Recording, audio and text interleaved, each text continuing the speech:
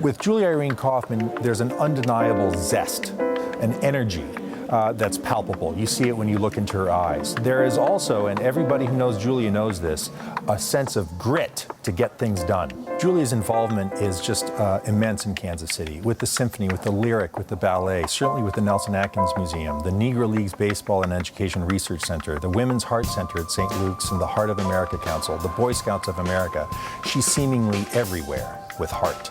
She also has a sense of optimism and certainly a sense of curiosity and gratitude. And I'll tell a brief story.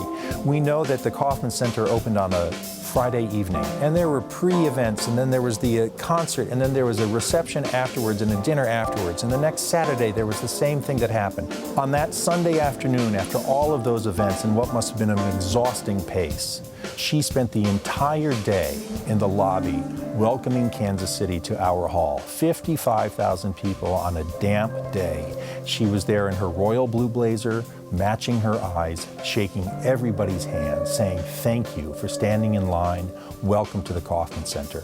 It was remarkable. One of the great stories, of course, is that Julia Irene Kauffman was a student at the conservatory just recently. A biggest fish in the puddle, I've been told. So in lessons and in theory classes with our students, there was Julia Irene Kauffman. Can you imagine teaching Julia Irene Kauffman? Can you imagine asking her what she got on number 6?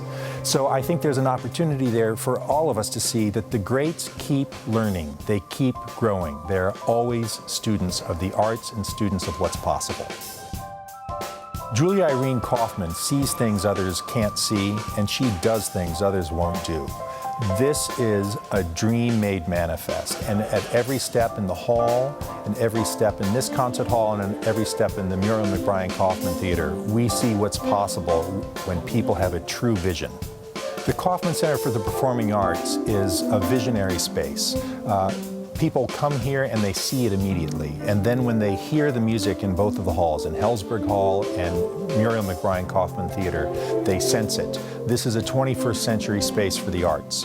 And it hooks into a number of the initiatives that we see unfolding for Kansas City in this coming era. A sense of risk-taking, a sense of entrepreneurship, a sense of forward motion, and an ability and willingness to take an informed risk. Every one of those things is the connection between an artist and an entrepreneur. Jean Brandmeier, who of course helped make that glorious lobby possible in the Kauffman Center for the Performing Arts, says that the arts are an essential form of communication. And in important ways, Kansas City is coming to terms with the sense that artists and entrepreneurs are uniquely entwined, that there is an artistic sense in the very best entrepreneurship, and that there is certainly an entrepreneurial bent for every artist who hopes to make a living. And so the notion that arts are an essential part of how we communicate is really something that we hope to bring to the fore in Kansas City over the next era. Julia Irene Kauffman wants the entire community in this center. She wants to see life in this center. And that's a really important point, and I think something she probably learned in her family. I never met Ewing and Muriel McBrien Kauffman, but I understand that they were interested, as all entrepreneurs are, in creating jobs. But the jobs are so that we can create a sense of community. So every great entrepreneur is really interested in creating a great community. The Kauffman Center for the Performing Arts is that. Where would we be without Julia Irene Kauffman? Well, we would certainly be in a much more barren landscape, I think, artistically, in terms of our dreams, in terms of our reach, in terms of our aspirations. Julia pulls from ourselves things we didn't know were there, right? She makes us believe that we can do anything in Kansas City. It's certainly an energy that is synonymous with the Kauffman name.